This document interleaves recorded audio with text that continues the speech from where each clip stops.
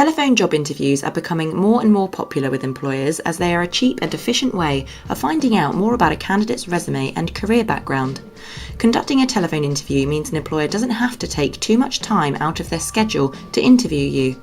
Telephone interviews are usually a lot shorter than face-to-face ones and are usually to assess whether an employer wants to meet you for an interview at their office. It's crucial to impress during a telephone interview as it's the first impression an employer will have of you and will determine whether you get further in the application process. If you have a telephone job interview approaching, here are some things to avoid to ensure you make a positive all-round impression. Being late.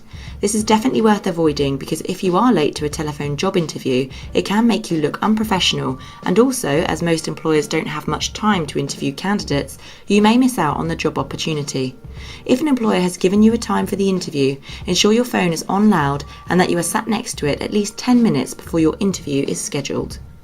Being somewhere loud. Telephone interviews mean that an employer can't see you, so it's even more crucial that your answers are clear and concise. If you are in a busy location or somewhere that has a lot of noise, then the employer probably won't be able to hear you that well, and it could also make you feel distracted. If you know you're going to be having a telephone interview, ensure you choose a quiet location where you can concentrate on the questions and answers. Not knowing the job description.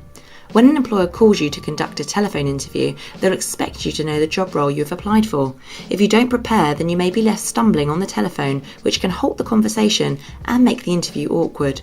Ensure you read as much information as possible, including visiting the company's website ahead of your interview. Not asking questions. If you don't ask questions, then it's unlikely that you'll be able to build rapport and keep the conversation going. Asking questions during an interview not only helps conversation flow, but it shows you are genuinely interested in working for the company.